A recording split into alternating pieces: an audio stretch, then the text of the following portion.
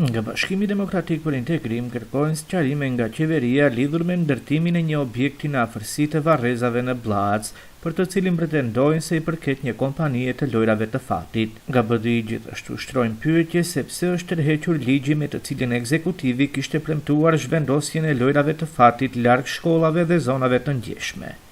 Ajo që qytetarët panë këto ditë nga afërsia e varrezave të Bllacës ka tronditur me të drejtë opinionin publik. Në një hapësirë që për qytetarët paraqet vend kujtese, qetësia dhe respekti për më të dashurit e tyre, po zhvillohen punime ndërtimore në parcele që, sipas të dhënave zyrtare, figuron të jetë në pronësi të kompanisë Flamingo Casino.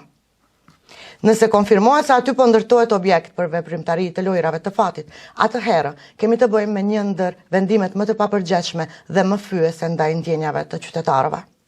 Varrezat nuk janë vende për kazino, varrezat nuk janë vende për bigjoz, varrezat nuk janë hapësirë për fitim komercial. Ato janë vende digniteti dhe çdo tentim që pranë tyre të vendoset industri e lojrave të fatit është provokim i rënd ndaj familjeve, ndaj besimtarëve dhe ndaj të gjitha normave të tjera njerëzore. Prandaj kërkojmë me një herë të publikohet destinimi real i objektit dhe gjithë dokumentacioni përkatës, të ndalen punimet deri në sqarimin e plotë të këtij rasti, të hetohet se si është lejuar një veprimtari e tillë pranë varrezave dhe të respektohet vullneti dhe ndjeshmëria e njerëzve që jetojnë në atë zonë.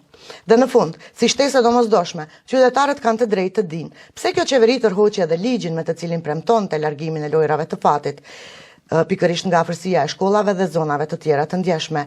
Duke parë se çfarë po ndodh pranë varrezave, kjo pyetje bëhet edhe më e rëndë.